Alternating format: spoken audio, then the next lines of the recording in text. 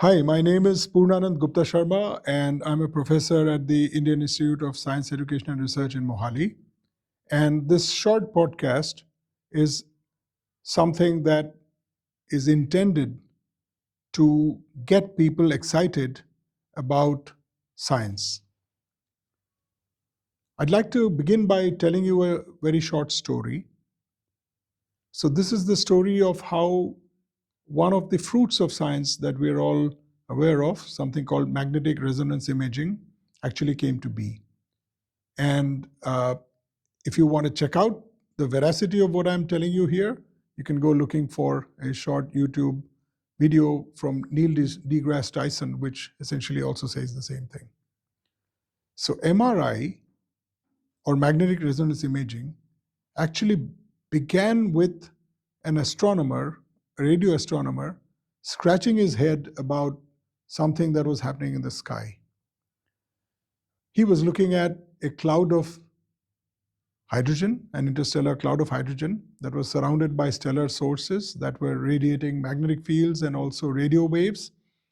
And something about what he was observing told him that the hydrogen nuclei were absorbing radio waves in the presence of a magnetic field and flipping behavior in such a fashion that intrigued him. Now, what I want you to concentrate on in this story is the fact that at that point of time, he was fortunate that his research was funded.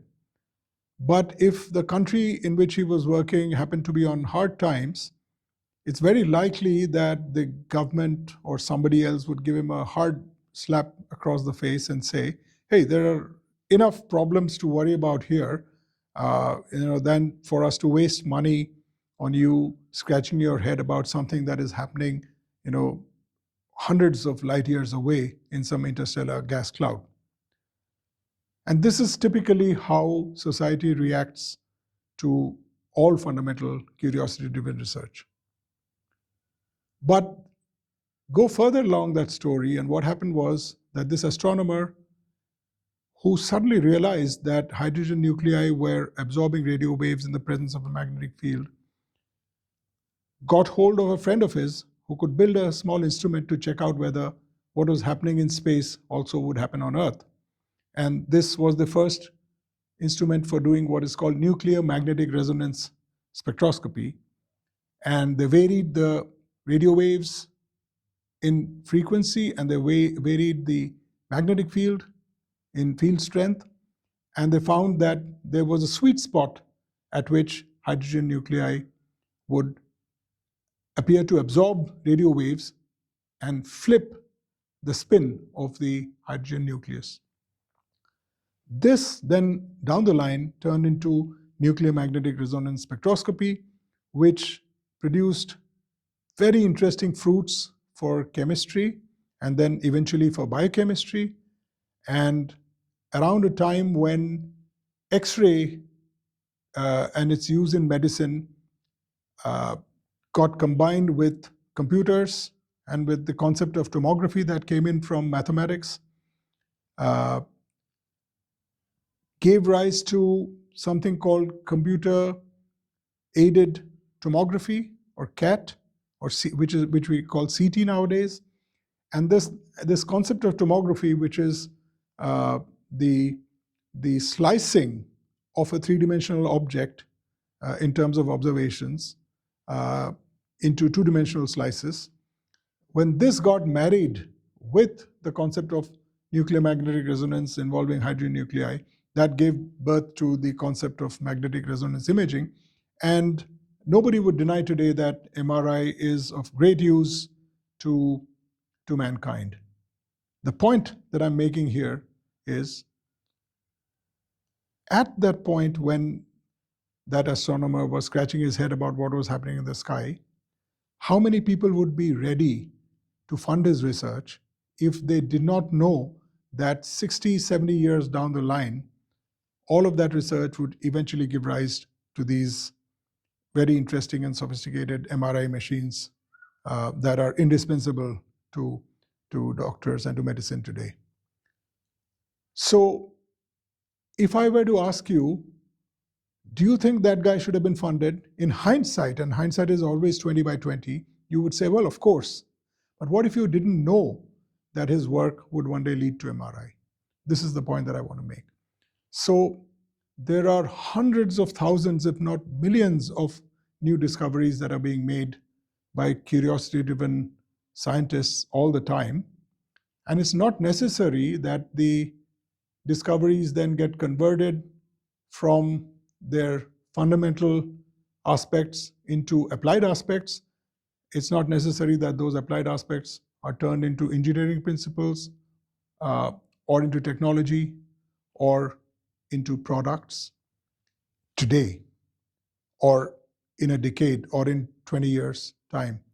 But every time something does get turned into technology, like in this example that I just talked about, it's not just what that astronomer did that made MRI possible, but hundreds of thousands of other small and large curiosity-driven discoveries that got turned into applied aspects, all of which were then integrated downstream, down that pipeline by people who are good at integrating it. And what this requires is not just one man or one person, one man or woman or one person, but people with different capabilities and different kinds of interests.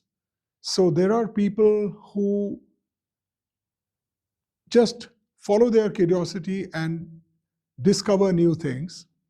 Then there are people who integrate some of these and correlate them and derive further principles. Then there are people who write these down and codify them. Then there are people who worry about whether these can be turned into viable applications and devices, in ways that are commercially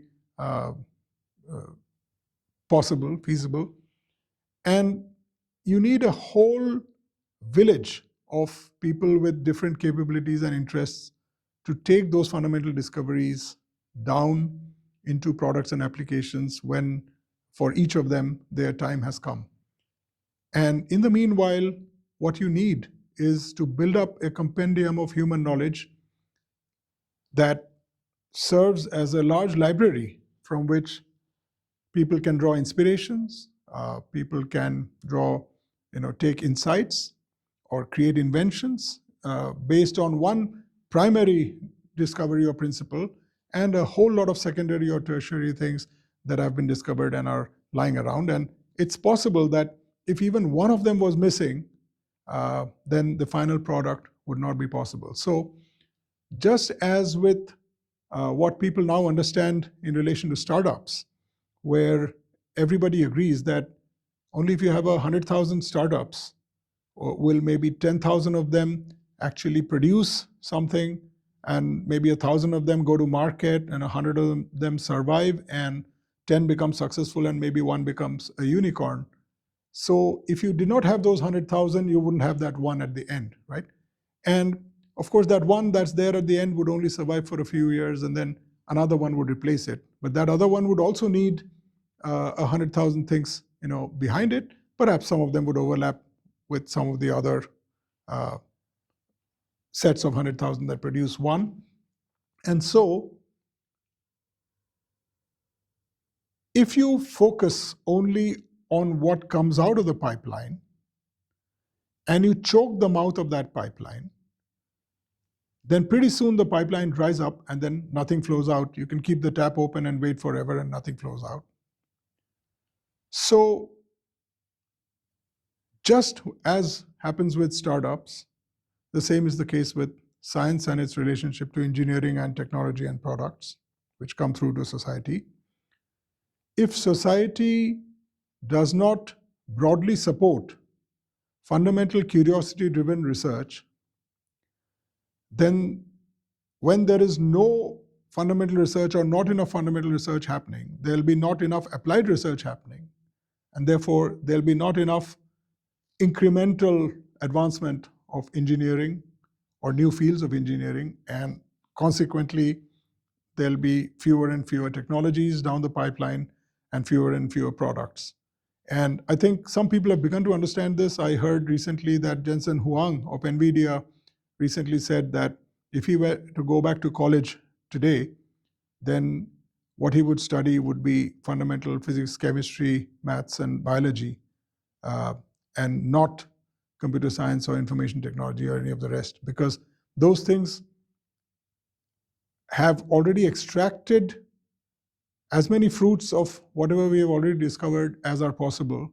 And what we need now is new research, new principles, new discoveries, right?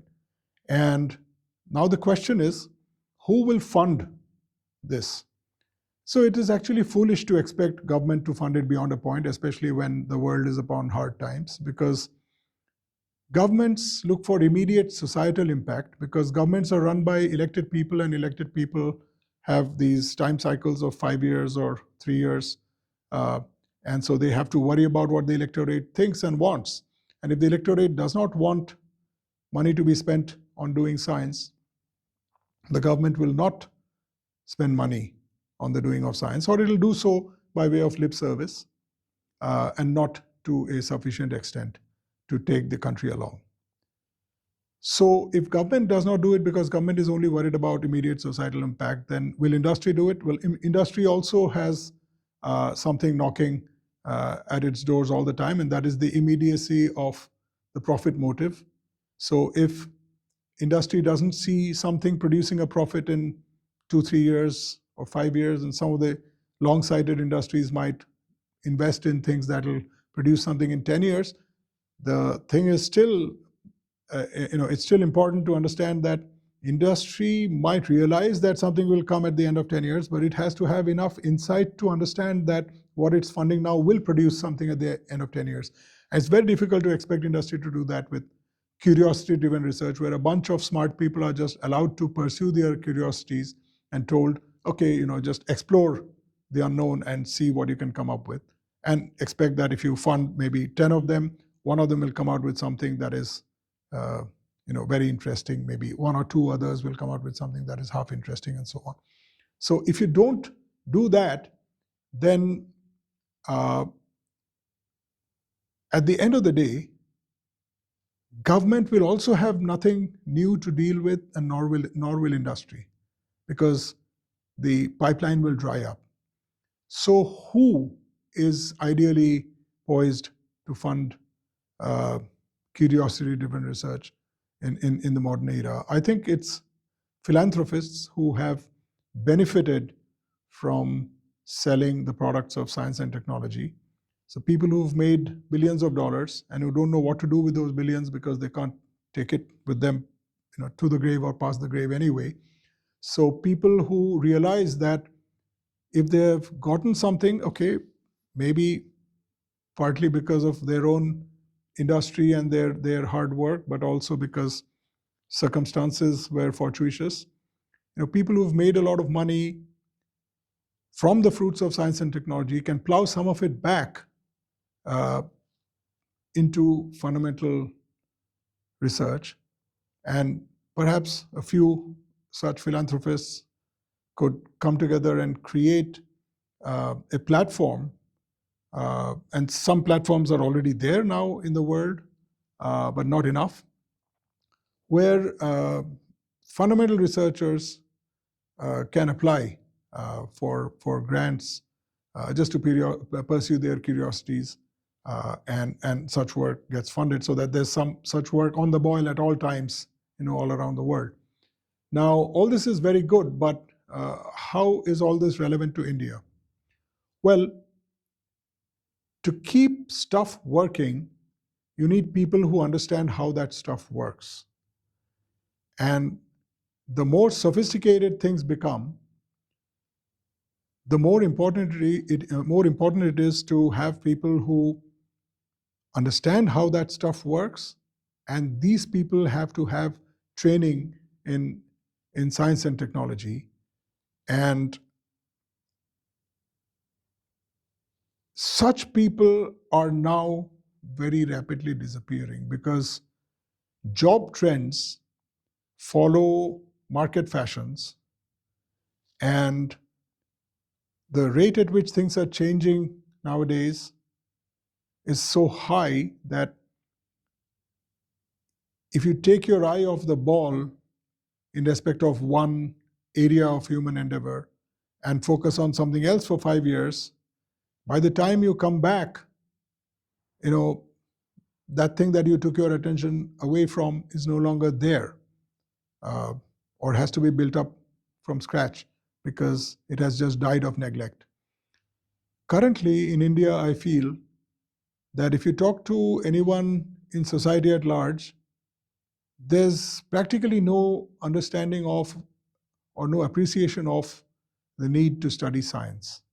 People say, what will come of the study of science anyway? Are you going to become a school teacher or a university lecturer, or you might do a little bit of research? And people seem to have contempt for research because of the occasional things that they hear in the media that sensationalizes instances of fraud and copying and cheating and degrees for sale and things of that kind. And so just imagine what will happen if India stops studying science and stops supporting the doing of science and just supports management, technology, and increasingly artificial intelligence. If everybody and their brother go and work in artificial intelligence, who's going to do everything else? So I feel that it's important that a message be sent out by government that science is important to this country if this country is to survive and thrive. This country very soon will have most of the world's youth. And the youth have to be engaged in doing something that is not just productive, but also exciting and interesting. So just imagine what could happen if just with the few right messages by the right people, going out saying science is going to be very important in the future because science is the mother of engineering, which is the mother of technology, which is the mother of all these products, that give any country a technological edge. And you cannot desire to have that technological edge in the great-great-granddaughter if the mother and the great-grandmother and the grandmother are also not sufficiently supported at all times, because all of them coexist simultaneously, and there needs to be a pipeline flowing from one to the other. So I think this is basically the message that I wanted to give in this New Year Eve, and essentially ask all viewers to think about whether the country is being short-sighted by expecting the fruits of science and technology to reach them, when for the longest time what India has done is just invested less than 1% of its gross domestic product on science and sent out the message that science is not important enough to do. And so, have a culture in which the smartest people who could be engaged in doing science, if only there were, a sufficient subsistence value in the doing of science at large scale. Instead, what you have is people who go off and do engineering because engineering pays, or do management because management pays, or do banking because banking pays, or whatever pays. If anything needs to be managed, it is this pipeline. And you cannot manage a pipeline by choking its mouth, because then 20, 30 years down the line, everyone who knows something will have died or retired or gone away. And then the country will just go down on its knees to all the other countries that have emphasized the study of science. So this is the crux of the message that I'm trying to give today, which is, if this country is to do well with the demographic dividend that it has in terms of its youth and their potential in the coming year and in the coming century, then the first thing that the country must do is to understand and emphasize that we will only become world leaders by becoming good at science, by understanding science. And very soon a time may come when our country has a large number of youth who understand all the physics, chemistry, and maths and biology and earth and environmental science that the world has gathered and accumulated. In other countries, it'll be in books. Maybe some of it will be available through AI. But in terms of real understanding, the human beings who actually understand all this, it's possible that we will have them in our country, and that is what will give us an edge in engineering and technology. Thank you.